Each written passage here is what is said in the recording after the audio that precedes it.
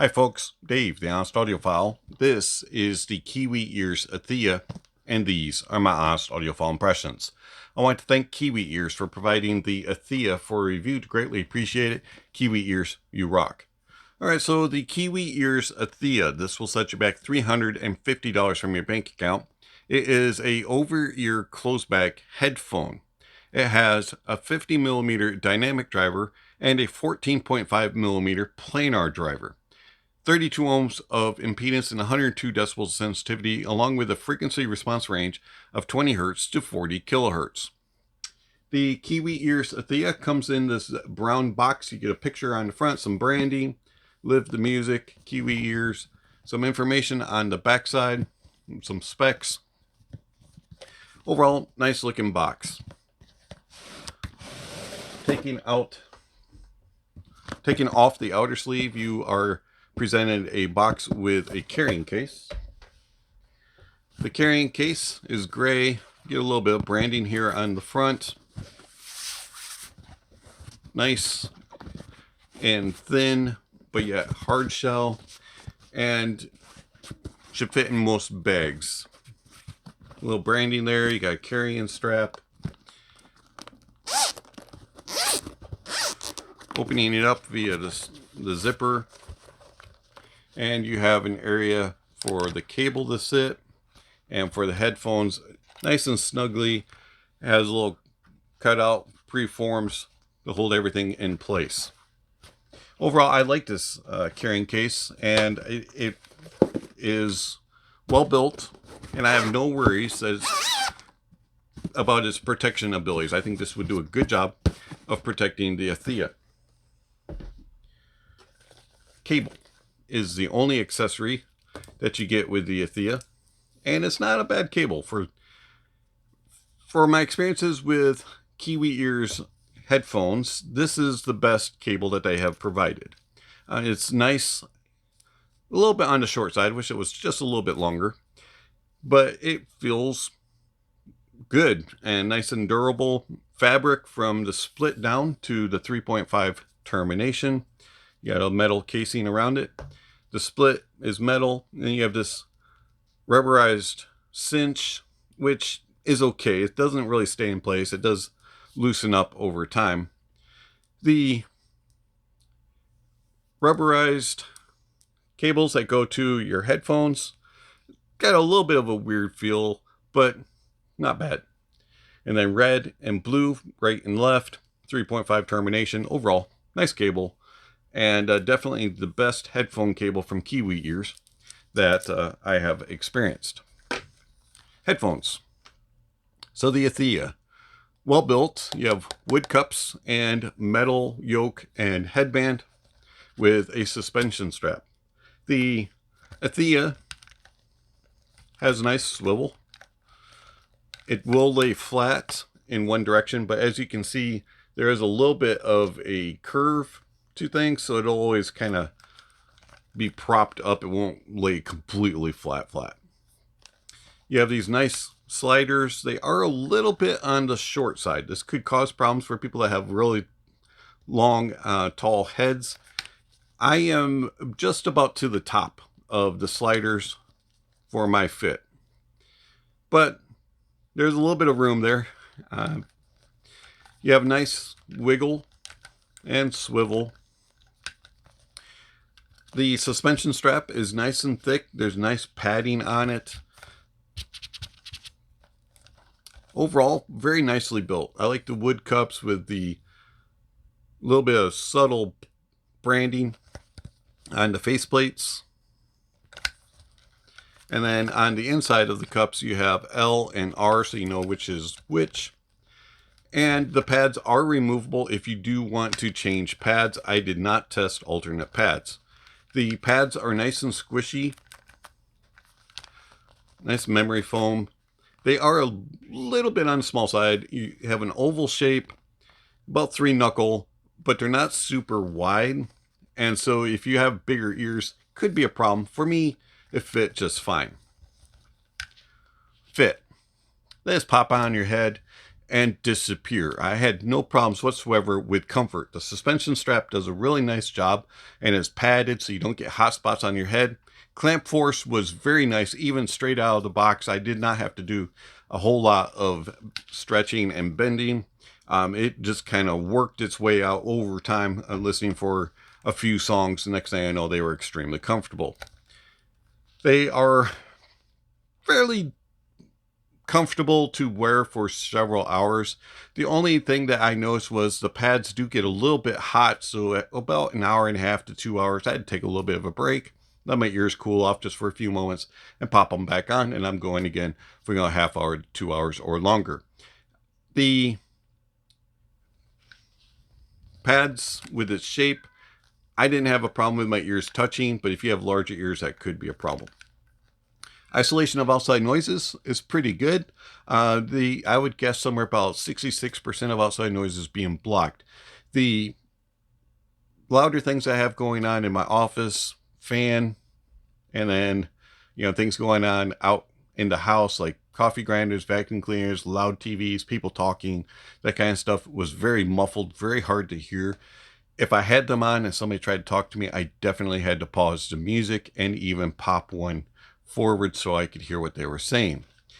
They do a very good job with noise isolation. I did not test them outside. So comfort wise, they are very good. Isolation of outside noises, they're excellent. And then I think that they're well built and they look nice. They should last for a good amount of time. Only thing I'm a little worried about is maybe getting scratches on the wood. 32 ohms of impedance and 102 decibels of sensitivity. The Kiwi Ears Atheia is fairly easy to drive. Most dongles were able to drive it really loud, and I had no issues with DAPs or desktop. The Atheia is a little bit better on more power. It scales with some power, and it brings out some of its potential. You'll get a little bit more clarity, a little bit more openness in the soundstage, and a little bit more lively, energetic, dynamic type of presentation. On lower powered gear that's not driving it quite right, it's going to sound a little bit more muddy, bloated, and just not quite as open and airy sounding. So do keep that in mind. Give it a little bit more juice, and it'll reward you with a great sound. Not that it sounds bad on other stuff, but give it some power, and the Atheia comes alive. Another thing of note, the Atheia is a little bit on the more picky side when it is the source presentation.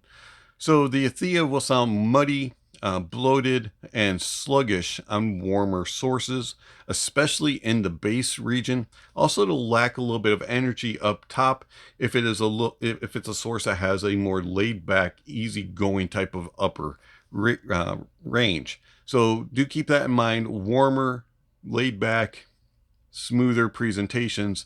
The Atheia is going to sound a little bit boring, a little bit sluggish.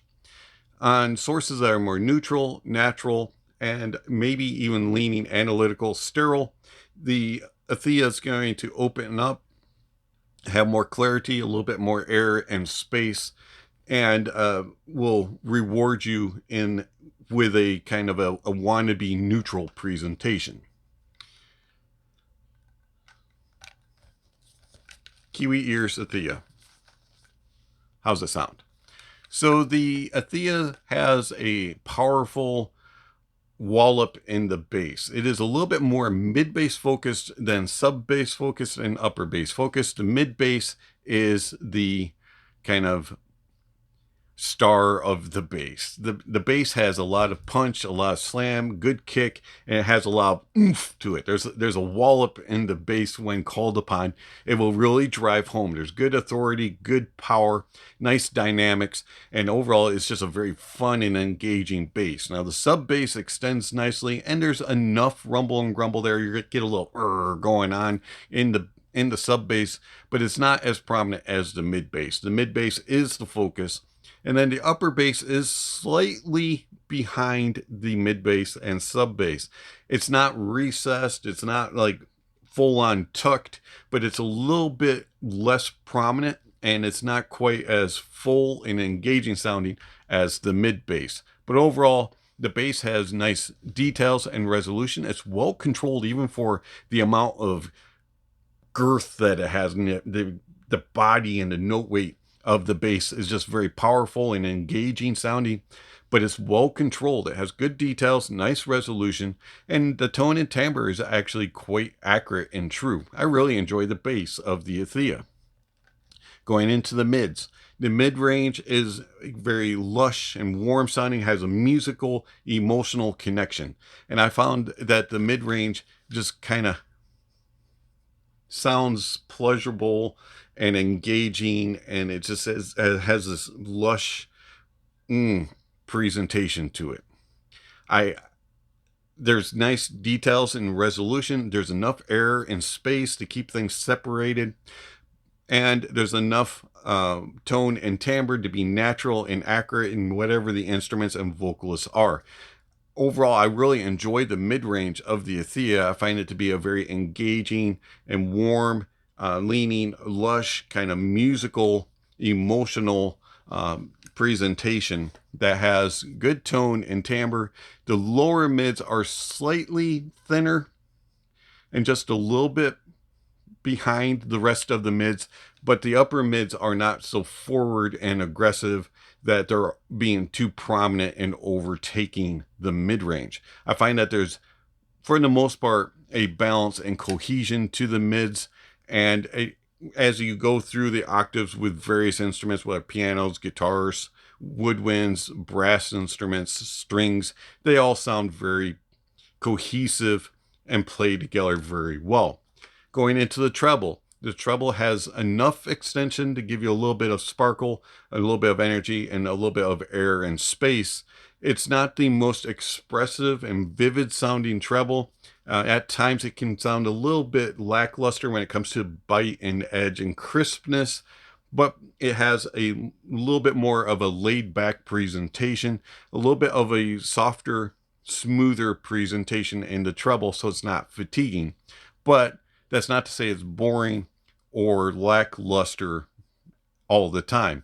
It has enough expressiveness to it to keep things engaging. I just wish at times it had a little bit more. Tone and timbre, just like the mids and the bass, is good, and the details and resolution is good as well.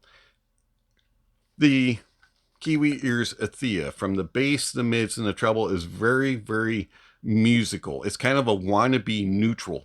There is enough details and resolution and enough tone and timbre there that's leaning neutral, but at the same time there's a colorization to it, warmth, body, lushness that kind of makes it kind of feel ooey gooey, emotionally connected. And they all play together very cohesively, nicely, mostly balanced. So it's kind of a wannabe neutral. It's not really full-on neutral, but also it's not so warm and lush that it's not even close. Detail retrieval, resolution, tone and timbre, and soundstage. How is all of that with the Atheia? The soundstage of the Atheia is decently wide. It's not the most wide of a headphone, but it has good width. It does a nice job of showing you small, medium, and large venue sizes. It doesn't really get into that grand size, and it does lack just a little bit of air in its soundstage. It's not the most expressive and expansive of sound stages, but it does a good job for a closed back of showing you small, medium, and large. There's good layering and nice depth in the stage. You can look into the stage a few rows and dissect things, and you can go, that's in front, that's in behind, that's moving across. It has very good imaging as well, and you can track things from side to side. Overall, the Atheia does a good job with its soundstage, even though it's not the most expansive and expressive of sound stages when it comes to a closed back headphone. The detail retrieval and resolution of the Atheia is pretty good. I was not missing anything, and I found that at times there were moments where I was hearing things that I don't normally hear in a $350 closed back headphone. I was like, this does a good job in that detail. That's, that's usually a little bit more subtle, maybe not quite as expressive as it is on the Atheia. And then there were other times where I was kind of like, okay, it does it. It's not the greatest. Resolution is good. There's nice refinement, definement, and focus in details. And then tone and timbre, very natural and accurate. And you can do, you can really hone in on instruments and determine what they are, especially if they're in similar families. So brass instruments, you can tell differences between trumpets, trombones, French horns, that sort of stuff. Same thing with woodwinds. You can tell differences between saxophones, clarinets, oboes, all that sort of stuff. So you can track instruments and lock on and follow them through the mix. And it does a good job of being natural and accurate. The Kiwi Ears Atheia. I'm impressed. How's it compare to a couple of other headphones? So first off, you have the Fiio FT1. Now the Fiio FT1 has a bassy approach as well, a little bit on the warmer side, but the differences really are in how it presents details and resolution, and how it is more aggressive in its presentation. The Fiio FT1 has a very expressive, forthright presentation, especially 5K, 8K regions. The Fiio FT1 is more prominent and more expressive than the Atheia. Also, it has a little bit more of a fuller sound in the lower mid-range and upper bass region. The Fiio does have a more expressive treble region and a little bit wider of a soundstage, but also at the same time it can sound a little bit artificial and sound like it's kind of stretching things a little too much when in comparison to the Atheia. The Fiio, very similar with details and resolution, and with tone and timbre also. Then you have the Austrian Audio Hi-X 60. Now the Austrian Audio Hi-X 60 is a stage monitor. It has better details, better resolution, more accurate placement within the soundstage, and it is more precise. And it's small, medium, and large and grand sound stages, depth and layering. Tone and timbre is very similar in regards to the Atheia, but it doesn't quite have the note weight as the Atheia does. It's a little bit on the thinner side, but there's better air and space between instruments, and it is a more technical headphone. The Atheia is more pleasurable to listen to and a little bit more musical. As mentioned, the Atheia is the Wannabe neutral, and the Austrian Audio is the neutral. So the Kiwi Ears Atheia. Yeah, I like this headphone. I'm pleasantly surprised at it. And even though it's a wannabe neutral, it's not a true neutral, but it's also not a full-on, I'm just musical only. It does a little bit of everything, and it makes for a very good all-around headphone that's fun to listen to, has nice note weight and body, and tone and timbre, and enough details and resolution. So I like the Atheia and I highly recommend it. If you're looking for a closed back headphone with something a little bit different, with two drivers, being a dynamic and a planar, check out the Kiwi Ears Atheia. I like it, and I have truly enjoyed it, and truthfully I would take it over the FT1, and I'm still going to use the Austrian Audio Hi-X 60 as my reference neutral monitoring headphone, but the Atheia is kind of my all-around, just when I want to enjoy the music and relax and sit back and have enough of the details and resolution, along with that warm, lush, musical, emotional connection. It's been Dave, the Honest Audiophile. Thank you for watching, and I'll catch you on the next video. Speaking of next video, somewhere on screen, subscription links, notification bells. If you haven't already, please check those off. Don't forget to give a thumbs up or a thumbs down to the video. Check out all the links down below. There's all kinds of information down there regarding how you can contact channel, follow channel, support channel. Speaking of supporting channel, I want to thank my supporters through Patreon, YouTube memberships, and one-time gifts. Thank you very much for all that you give to the channel. It's much appreciated. If you're interested in supporting the channel, various ways that you can do that, so check out the links down below. Also down below, there's all kinds of other information like gear recommendations, music recommendations, gear rankings, all that sort of stuff is listed down below. And lastly, don't forget to enjoy the music and that honesty is the best policy.